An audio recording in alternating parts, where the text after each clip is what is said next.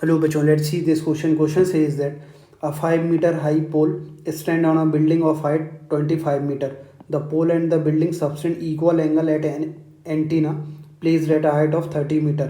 The distance of the antenna from the top of the pole is. आप ऐसे देखो यहाँ पे कहानी क्या चल रही। सबसे पहले दोनों का हाइट जो है वो 30 मीटर है। तो ये हमारे पास एक बिल्डिंग हो गया ए बी और पोल जो है वो हमारे पास क्या हो गया ए सी।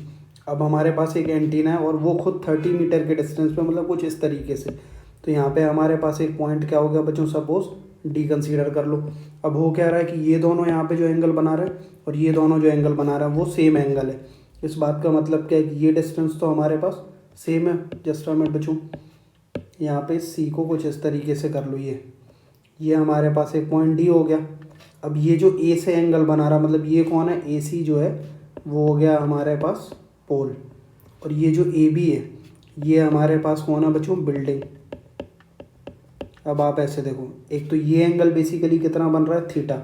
और यहाँ पे जो ए बी है ये एंगल भी कितना बन रहा है बच्चों, थीटा। और ओवरऑल डिस्टेंस इनका कितना है, 30। मतलब ये जो ए सी है ये डिस्टेंस हमारे पास कितना है बच्चों, 5 मीटर। और जो ए बी डिस्टेंस है वो हमारे पास कितना है, 25। तो अगर हम यहाँ से देखें तो बी सी डिस्टेंस हमारे पास कितना हो गया, इन दोनों का सम 30।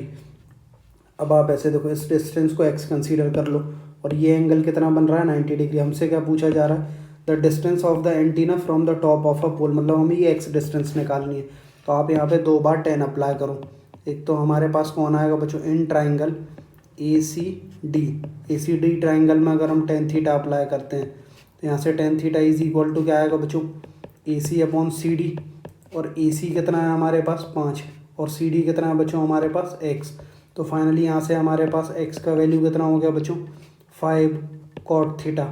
फिर अब एक और दूसरा ट्राइंगल कौन है वो देखो आप, यहाँ पे हमारे पास in triangle B C D triangle में अगर हम 10 अप्लाई करेंगे तो फाइनली क्या आएगा, 10 two theta is equal to क्या आएगा हमारे पास, ओवरऑल हाइट कितना होगा बच्चों, 30 डिवाइडेड बाय एक्स। और हमें बेसिकली क्या निकालना है बच्चों, यहाँ पे हमें जो है वो एक्स निकालना है। अब हम क्या करते हैं, यहाँ पे 10 टू थीटा का फॉर्मूला अप्लाई करो।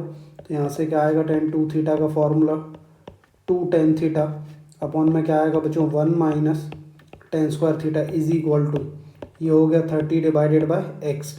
तो फाइनली यहाँ से क्या करो, 10 थीटा का वैल्यू कितना आ जाएगा, अगर हम देखें तो 5 अपॉन एक्स, ये वैल्यू उठा के आप यहाँ पे रख दो। तो क्या आएगा, जस्ट मिनट, ये 2 से कैंसिल आउट होके कितना हो गया बच्चों हमारे पास 15। तो 10 थीटा की जगह हम लिख रहे हैं 5 अपॉन एक्स। और यहाँ पे कितना आएगा बच्चों, 1 माइनस 25 अपॉन में x square is equal to, ये कितना आएगा 15 डिवाइडेड बाय एक्स। तो फाइनली क्या होगा वो देखो आप, एक तो ये जो एक्स स्क्वायर है, पहले तो यहाँ पे एलसीएम ले लो। तो फाइनली क्या आएगा, ऊपर हो गया हमारे पास 5 एक्स स्क्वायर और नीचे कितना आएगा बच्चों हमारे पास एक्स स्क्वायर माइनस में 25।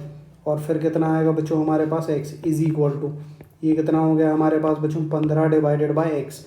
ये 5 से कितने बार गया, 3 बार। फाइनली ये एक्स और ये एक्स कैंसिल आउट और सिंप्लीफाई करेंगे तो क्या आएगा हमारे पास, x square is equal to 3x square हो जाएगा हमारे पास, माइनस में कितना आएगा बच्चों 75। तो फाइनली क्या आएगा हमारे पास, एक्स का वैल्यू 75, ये इस तरफ आ गया और यहाँ से कितना बचा 2। तो 75 अपॉन 2 इज इक्वल टू क्या आएगा बच्चों, एक्स स्क्वायर। और एक्स बेसिकली एक डिस्टेंस है तो अंडर रूट के अंदर कितना आएगा, 75 अपॉन 2। और सिंप्लीफाई करेंगे, एक बार ऑप्शन को देखो, रूट 75 आ रहा है ना, तो इसको 25 इंटू 3 लिखा। तो फाइनली क्या आएगा हमारे पास, 5 बाहर हो गया और अंडर रूट के अंदर कितना आएगा बच्चों, रूट के अंदर 3 अपॉन 2, ये आएगा हमारा फाइनल आंसर। तो 5 रूट 3 अपॉन रूट 2, मतलब थर्ड ऑप्शन जो है वो अपना करेक्ट है बच्चों। I hope you understood well. Thank you बच्चों।